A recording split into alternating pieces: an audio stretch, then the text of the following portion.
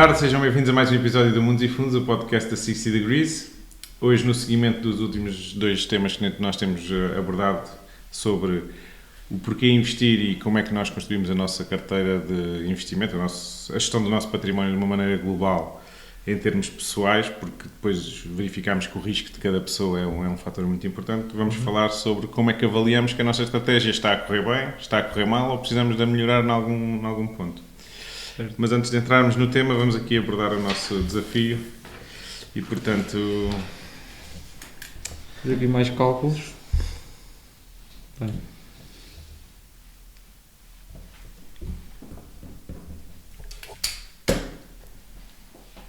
Já está outra vez? Tenho errado? Acho que não. Eu cheguei a 56. E eu também.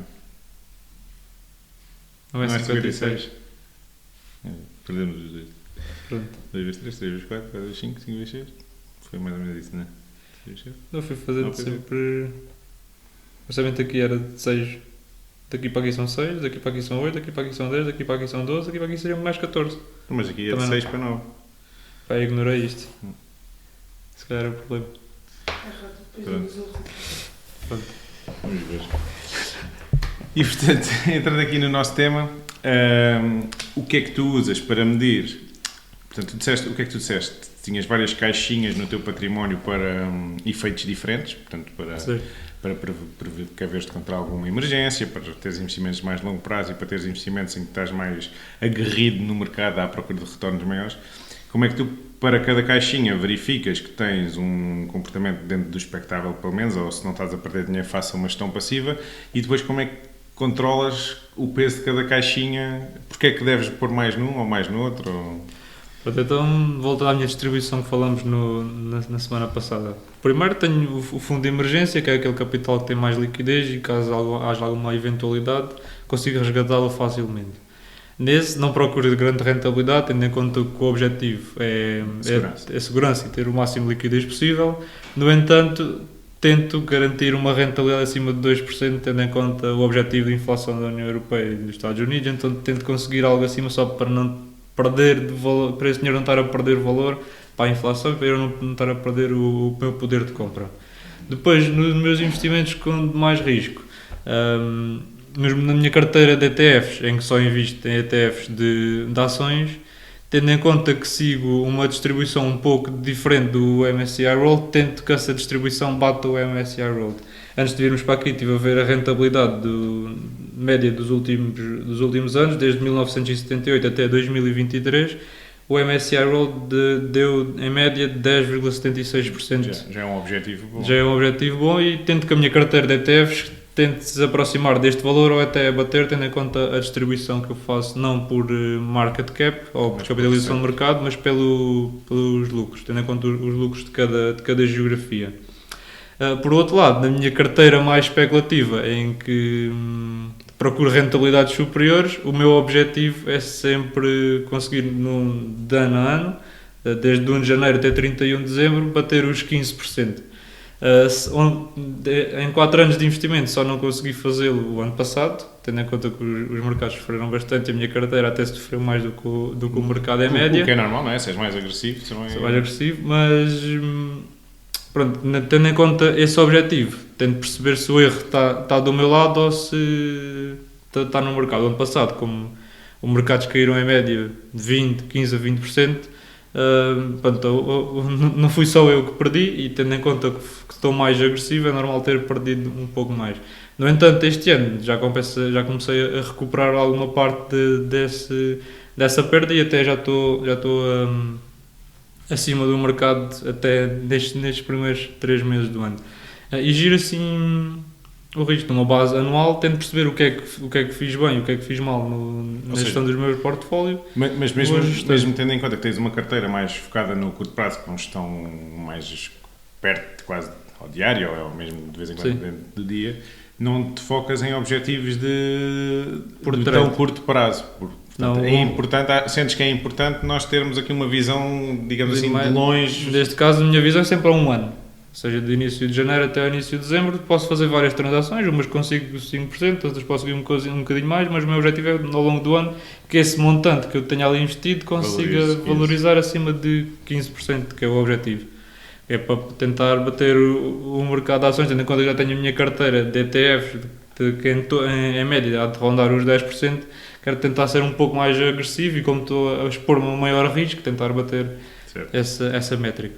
E como é que tu olhas e dizes assim, olha, por exemplo, o ano passado tive aqui esta carteira que me trouxe algumas perdas, será que estou a alocar muito dinheiro a esta carteira, será que estou a alocar pouco? Como é que tu olhas para tipo, o peso relativo de cada caixinha, digamos, o asset allocation, não em termos de ativos tradicionais, mas em termos de estratégias?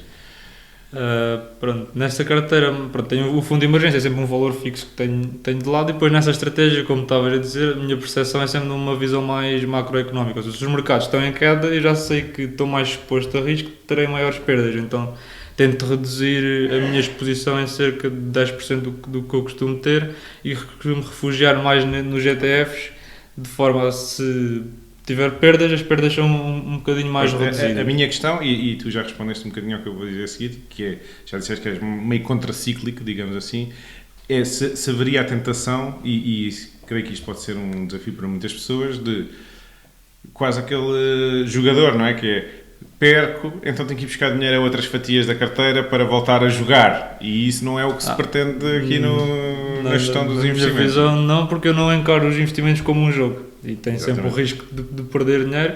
Eu sei se o ciclo está em decréscimo, vou tentar perder o menos dinheiro possível, então vou refugiar algum dinheiro na minha carteira menos agressiva. Depois, quando estamos numa fase mais favorável dos mercados em subida, aí volto à minha estrutura normal, à minha composição normal, e volto a tomar mais risco, aumentando assim a minha carteira mais especulativa. Muito bem. Então, o que temos aqui, e já acho que é um bom ponto de partida para toda a gente, é perceber qual é que é o objetivo de cada componente da construção do património como um todo, e tentar ter objetivos para cada uma dessas caixinhas compatíveis com o risco que estamos a tomar. Se estamos a tomar mais risco, ter um objetivo de maior retorno, e se estamos a tomar menos risco, ter um objetivo de menor retorno. E depois há uma coisa importante, que é irmos medindo isso ao longo do tempo e verificarmos, olha, eu invisto num fundo que tem o objetivo de ser, sei lá, ações Estados Unidos, o S&P, mas que fica todos os anos em média abaixo do S&P, se calhar há outras alternativas de investir tendo o retorno pelo menos do S&P, como ETFs, etc. E o mesmo para outros índices que possamos investir, ações da Europa. Hoje em dia há índices que representam praticamente todos os cabazes acionistas que nós possamos imaginar. E, portanto, há sempre uma alternativa passiva e uma alternativa ativa, sendo que a ativa pode ser através de fundos ou através de nós próprios andarmos a pôr ordens em ações individuais. Portanto, medir é uma parte importante, ter objetivos é outra parte importante para sabermos o que é que estamos a medir. E depois fazer uma avaliação periódica para perceber se, ok, eu acho que sou muito bom a escolher ações, mas se calhar não, ou se calhar até sou e posso até alocar aqui mais algum dinheiro nesta carteira.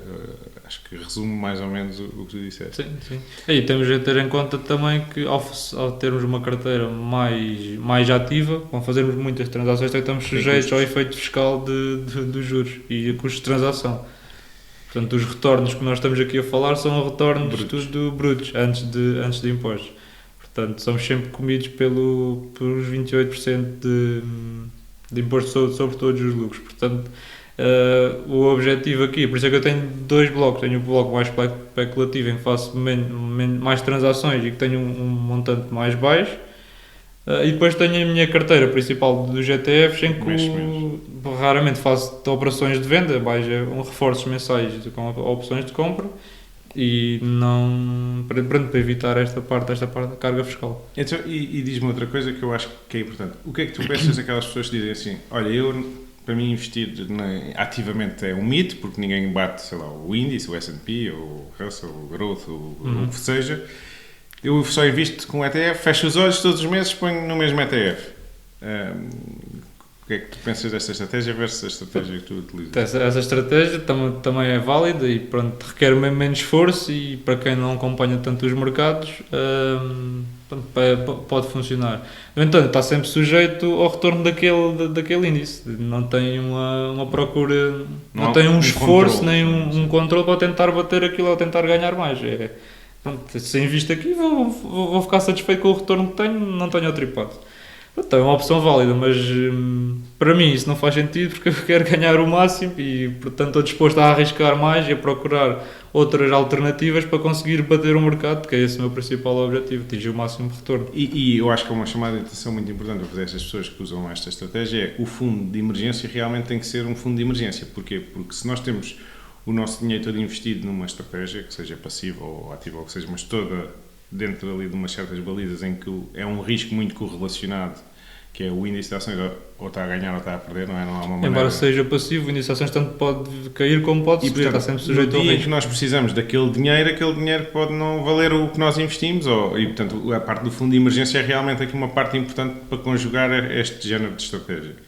E portanto não termos o dinheiro todo no mesmo ativo ou em ativos que são 100% correlacionados, que ou estão todos a subir ou estão todos a cair, é uma parte importante da nossa saúde, não diria só financeira, porque é até para nós dormirmos descansados, que é, se há uma altura em que nós podemos precisar de dinheiro, sabermos que podemos contar que ele está lá. E portanto essa parte da gestão de risco também é uma parte muito importante. E outra parte importante é... que eu ouço sempre as pessoas dizerem temos de estar 100% investidos e depois, quando o mercado cai, é uma oportunidade de compra. São as mesmas pessoas que dizem a mesma coisa. E, portanto, quando estamos 100% investidos, compramos com o quê? Depois não temos que o comprar. E, portanto, há aqui uma concepção, pelo menos, que temos que fazer, que é, se estamos 100% investidos e queremos aproveitar, às vezes, alguma oportunidade que possa surgir, vamos ter que vender em perda, que é para gerar dinheiro e aproveitar essa oportunidade, que é uma dificuldade, às vezes, psicológica para muitos dos investidores que estão no mercado, mas que é uma barreira que eu acho que tem que ser ultrapassada no sentido de os investimentos não devem ser sempre avaliados de se estamos a perder dinheiro ou a ganhar dinheiro. Devem ser avaliados de eu entrei com uma certa ideia, a pensar num certo fundamento, será que agora que estou a ganhar ou que estou a perder, esse fundamento se mantém e continua a fazer sentido eu estar investido, independentemente de estar a ganhar ou a perder. No fundo, nem tudo é só ganhos ou perdas. Podem acontecer perdas momentâneas e... Exatamente. E a empresa pode ser o mesmo em manter a estratégia e manter o domínio do mercado e faz sentido até se calhar reforçar porque a nossa ideia mantém-se e está mais barata. Ou a empresa está mais barata e pode ser uma empresa totalmente diferente que entretanto perdeu um contrato, um mercado, um grande cliente, está a enfrentar alguma dificuldade de financiamento e que realmente vai se traduzir em menores perspectivas de lucros nos próximos anos. E, portanto, temos que reavaliar também essa maneira de investir, que é o tempo e o conhecimento que nós temos para dedicar às coisas, que nós também já abordámos, e o porquê que nós fazemos aquele investimento. Portanto, há uma parte que é, eu tenho um objetivo, que pode ser rentabilidade, mas há outra parte que é, eu acho que o mundo vai numa certa direção, vou-me posicionar para aproveitar, para beneficiar desse desenvolvimento do mundo, digamos assim, desse caminho que o mundo está a fazer, e, portanto, se me enganar, tenho que reconhecer que me enganei. E acho que isso é uma parte importante. E como é que, já que falamos aqui da minha perspectiva, como é que tu avalias os teus investimentos? Ter uma abordagem semelhante à minha, muito diferente? Eu tenho uma abordagem semelhante no sentido de... Portanto, eu tenho um fundo de cash, digamos assim, não propriamente um fundo de emergência, porque como tenho alguns investimentos imobiliários que produzem rendimento todos os meses, portanto, sei que se não quiser investir durante 2 ou 3 meses consigo acumular alguma liquidez necessária. Certo. E portanto acabo por ter um fundo de emergência relativamente pequeno. E depois o que eu sei é que também que o meu investimento imobiliário por si só, uma vez que é imobiliário direto, representa logo uma fatia muito grande do meu património. E portanto há uma parte que eu tento fazer que é tento investir em outras geografias além da Europa para não estar exposto sempre ao mesmo risco. E portanto depois tenho que avaliar esses investimentos de uma maneira independente, mas tenho poucas oportunidades de rebalancear. Vamos imaginar que eu ganho muito dinheiro em ações, mas como pesa menos do meu património total, mesmo que eu duplique, se calhar, se eu comprar um outro imóvel, de repente passo aos imóveis a pesar 99% da minha carteira. Não faz muito sentido. Portanto, tenho poucas oportunidades de rebalancear em termos de classes de ativos com a minha estratégia atual.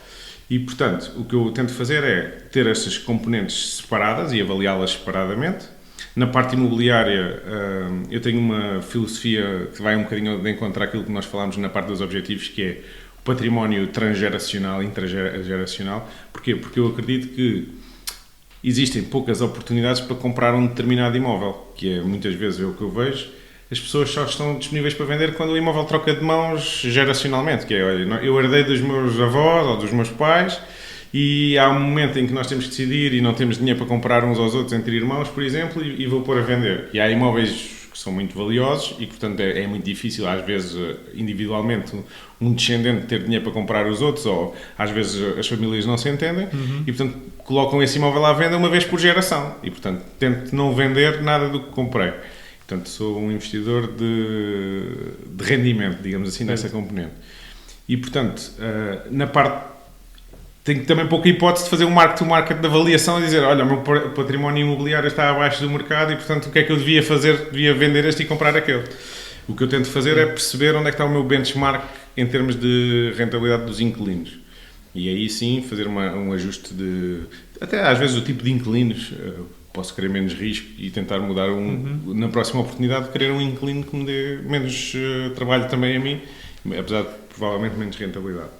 E depois na parte das ações, tento comparar com índices relevantes, portanto também sou um investidor agressivo e portanto tento comparar com os índices se calhar mais agressivos que existem e tendo a fazer uma comparação, se calhar não anual, mas em média de 3 anos. Porquê? Porque eu também anualmente acabo por ter uma sobreposição com o índice que não é relevante para fazer comparação, porque tenho posições muito mais concentradas, muito menor número de ações, porque também tenho menos tempo para dedicar ao acompanhamento das empresas e, portanto, o que eu faço é tento que a minha carteira, em períodos de 3 anos, por exemplo, supere o índice. E aí já posso investir em mais médio prazo, digamos assim, em histórias de empresas que estão a mudar. Certo. E não preciso de ter aquele timing de acertar na altura que o mercado reconhece, se calhar, aquilo que eu pensei há uns anos atrás e não se verificou ainda. E, portanto, tento acompanhar durante algum tempo.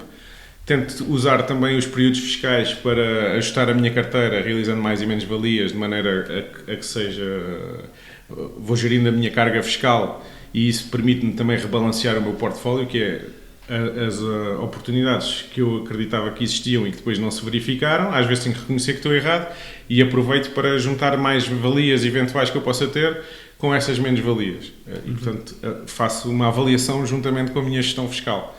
E portanto, é preciso é dar um passo atrás e perceber porque é que estamos a fazer aquilo e não ser só, nem pela motivação fiscal, nem ser só porque o mês passado tinha uma ideia, agora muda radicalmente de ideia e já não se verifica. Portanto, tem que haver aqui um misto de conhecer-nos a nós próprios e irmos acompanhando os nossos investimentos, porque também são uma fatia pessoal da coisa. Portanto, nós definimos um perfil próprio, um risco próprio, e, portanto, os nossos investimentos também são muito tailor-made. E refletem a nós mesmos, não é isso? Exatamente. E, portanto, temos que desenvolver uma abordagem como um todo para cada um de nós. Portanto, o que faz sentido. Não há uma forma que eu acho que se possa aplicar aos meus investimentos, ou de uma pessoa muito parecida comigo, ou da outra que é um bocadinho mais diferente, e até darmos aqui a volta e aplicar o mesmo método a todas as pessoas. Portanto, acho cada que pessoa tem o seu método, consoante os seus objetivos. Acho que sim, mas que envolve o conhecimento que as pessoas têm e o tempo que têm para dedicar à análise dos investimentos.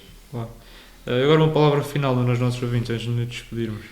Portanto, o que eu acho é que deviam sim investir, portanto, ter uma motivação para investir, porque é importante para rentabilizarmos a nossa poupança, que foi fruto do nosso esforço de alguma maneira, ou corremos risco de negócio, ou alguém antes de nós o fez, ou do nosso trabalho direto. Portanto, tivemos um esforço para aquela poupança, não gastámos tudo imediatamente, portanto, adiámos o consumo de alguma maneira, e, portanto, devemos ser remunerados também por esse esforço. E, portanto, claro, procurar investir e procurar o padrão que se adapta ao nosso tempo. Tenho tempo para dedicar e até gosto de dedicar, ótimo, vou estudar e vou se calhar fazer investimentos. Não tenho tempo para estudar e gostava de ser acompanhado, ok, vou-me dedicar a escolher bem quem é que me vai acompanhar, por exemplo.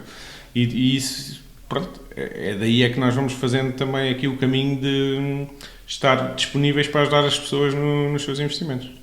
Então, se calhar ficávamos assim com esta dica do Nuno e vimos na próxima semana. Bons investimentos.